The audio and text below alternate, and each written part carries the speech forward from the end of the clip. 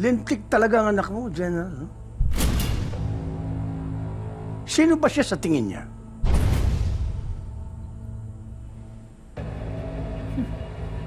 Buti na lang tinimbrehan tayo ni Philip. Dapat noon ko pa ginawa to, ha?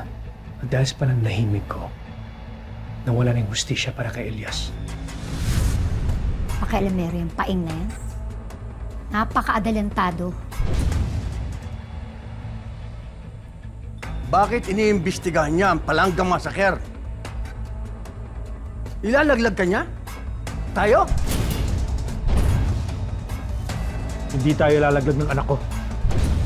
Baka maunahan tayo. Gawan ko na ng paraan to.